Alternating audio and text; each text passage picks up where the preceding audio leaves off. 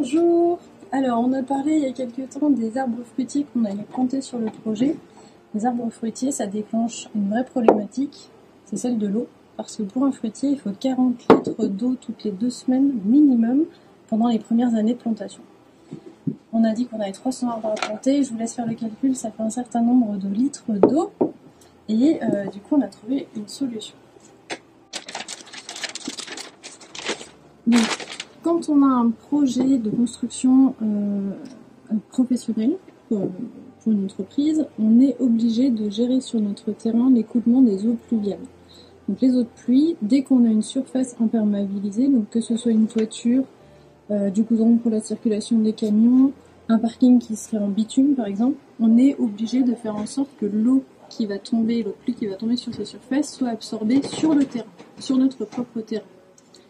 C'est des nouvelles réglementations depuis quelques années et ça intervient parce qu'il y a eu des inondations en centre-ville qui sont simplement dues au fait qu'on a tout imperméabilisé. Donc on a fait un gros boulot avec Johan qu'on vous présentera bientôt sur ces écoulements. Ça fait qu'on a dû créer des nous sur le projet, des nous N-O-U-E-S. Vous voyez, c'est tout ce qui est matérialisé en vert sur le dessin.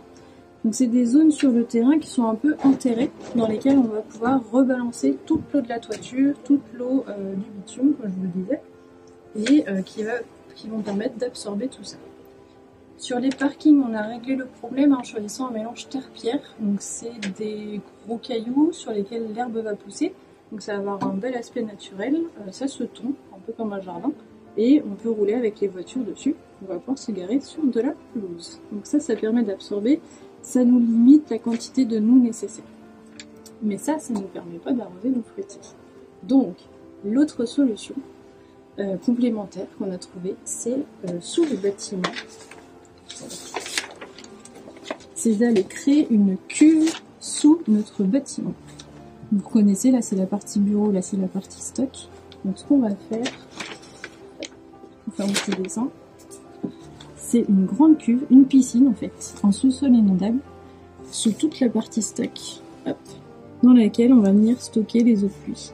Tac.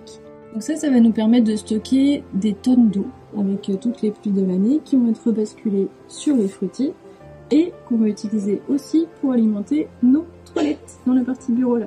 Donc on va pouvoir réutiliser de l'eau non potable pour ces toilettes. Et autre bénéfice sur lequel on est en train de travailler, on ne sait pas encore si ça va marcher, c'est tout ce stock là. Vous savez, dans les bureaux on ne va pas avoir de climatisation, on a réussi à tout travailler pour faire en sorte de l'éviter. Et bien dans la partie stock, pour réussir à rafraîchir, on va essayer d'injecter la chaleur du stock dans l'eau. L'eau, donc ça va se rafraîchir et faire remonter de la fraîcheur dans le stock. Gros challenge!